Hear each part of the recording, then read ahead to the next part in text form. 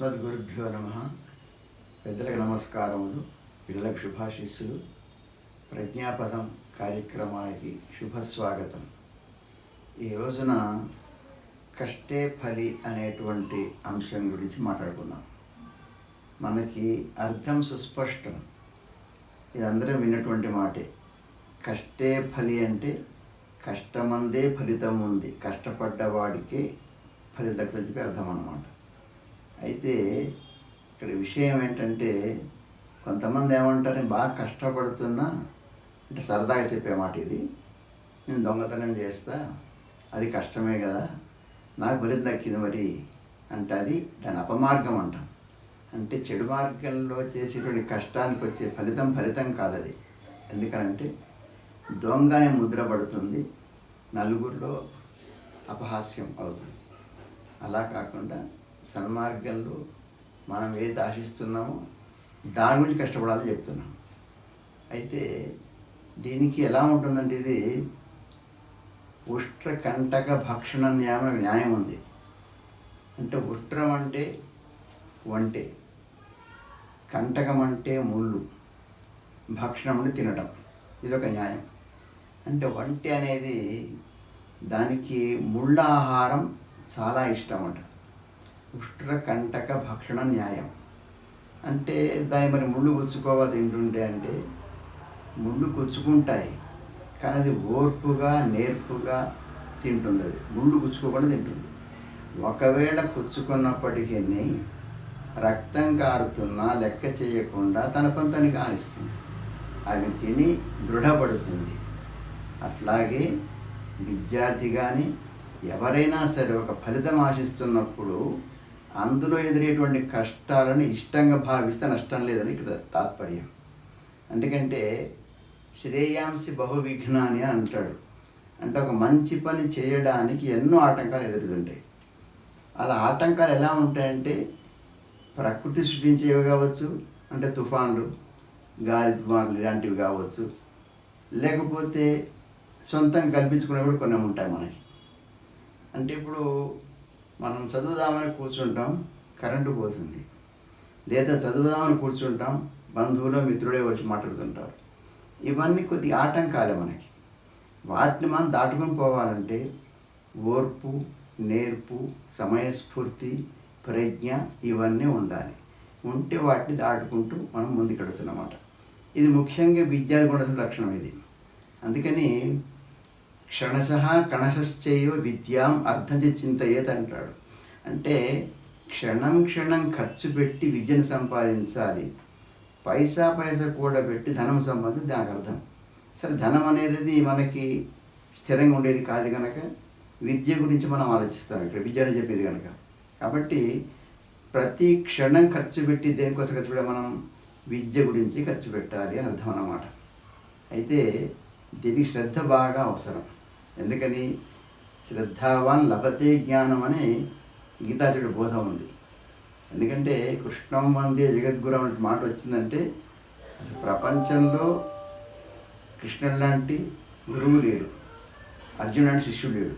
ఎందుకని అందులో ఒక మాట అంటాడు, హృషీకేశ గుడాకేశ 2 పదాలు ఉన్నాయి. హృషీకేశుడు అంటే ఇంద్రియాలను లోపరుచుకున్నవాడు కృష్ణ పరమాత్మ, లేదా ఇంద్రియ జయించినవాడు అర్థం ఉంది. మరి గుడాకేశుడు అంటే నిద్ర జయించినవాడు లేదా ఆసక్తి ఉన్నవాడు, ఏది చదువు ఎందు. కాబట్టి శ్రద్ధగా చెప్పే గురువు దొరకాలి, అట్లాగే శ్రద్ధగా వినే శిష్యుడు దొరకాలి. ఎందుకంటే నిద్ర అనేది ఆవహించినప్పుడు మనకి ఏది చేతగాదిగా. ఎందుకంటే విద్య నిద్ర సుఖమెరగదు అంటాడు. అందుకని ఒక మాట ఉంటాడు, విద్యాధీచేత్ కుతో సుఖం. నీకు విద్య కావాలనుకుంటే సుఖం అనేది వదిలిపెట్టమంటాడు. కాబట్టి విద్య అనేటువంటిది ఏదైతే మనకు అవసరం ఉందో వాడికి నిద్ర ఉండకూడదు, సుఖం ఉండకూడదు అని కూడా ఒక మాట అంటాడు మనకి. కాబట్టి ఇలాంటివన్నీ కూడా మనం నేర్చుకుంటే మంచిది. ఇక రెండవది ఏంటంటే, ఈ మధ్య కాలంలో అంటే చాలా కొంతకాలంగా ఈనాటి విద్యా వ్యవస్థలో ఏకరూప వస్త్రధారణ ఒకటి ఉంది. దాన్ని మనం యూనిఫామ్ అంటున్నాం. యూనిఫామ్ చాలా మంచిది, అందరం ఒకటని చెప్పేది కోసం, అది ఒక భావన తీసుకురావడం కోసం పెట్టారు ప్రభుత్వం వాళ్ళు. చాలా మంచి అవకాశం, మంచి ఆలోచన అది. కానీ ఆలోచిస్తే ఒక శ్లోకం ఏంటంటే కాకకృష్ణ పికకృష్ణ కోభేద పిక కాకయో ప్రాప్తే వసంతకాలే కాక పిక అంటాడు. అంటే కాకి నల్లగా ఉంటుంది, అట్లాగే కోకిల నల్లగా ఉంటుంది. కానీ రెండు భేదం ఏముంది అంటే కాకి పొదగడం తెలుసు, కానీ కోకిలకి ఆ గుడ్లు పెడితే పొదగదు.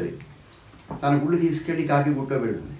కాకి అన్నిటిలాగా దాని పిల్లలాగా ఇది బట్టి బతుకుతుంది. కానీ ఎప్పుడే ప్రాప్తే వసంతకాలే అంటే వసంత ఋతువు రాగానే కోకిళ్ళు కుహు అనుకుంటే ఎగిరిపోతాయి, కాకుల పిల్లలు అట్లాగే ఉంటాయి. అంటే ఇక్కడేంటంటే అందరూ ఒకే ఉదాహరణ ఉన్నారు మంచిగా.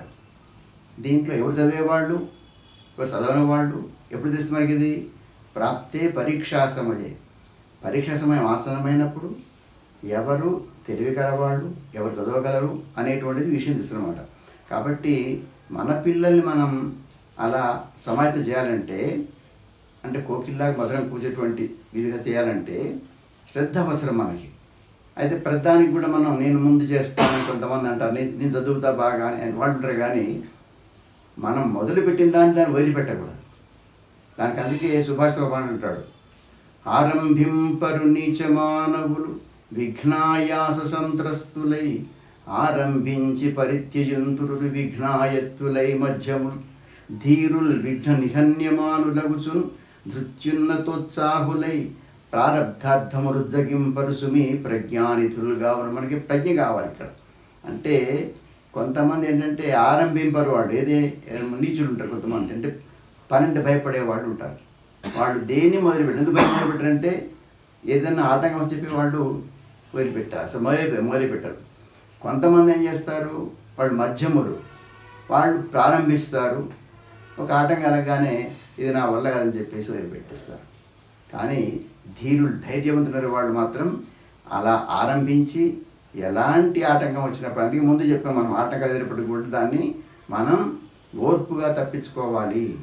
అంటే ఒంటెలాగా మనం ఆ ముళ్ళు తప్పించుకొని మనం ముందుకెళ్ళాలన్నమాట.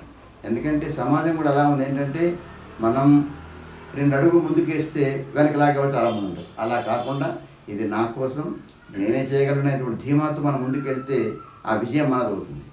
దీనికి ముఖ్యంగా ప్రజ్ఞ తోడవాలి. అంతేకాకుండా ఏకాగ్రత ఉండాలి. అంటే ఒకే దాని మీద ధ్యాస పెట్టాలి. విద్యార్థికి ఉండే లక్షణాలు ఒకటి ఉన్నాయి.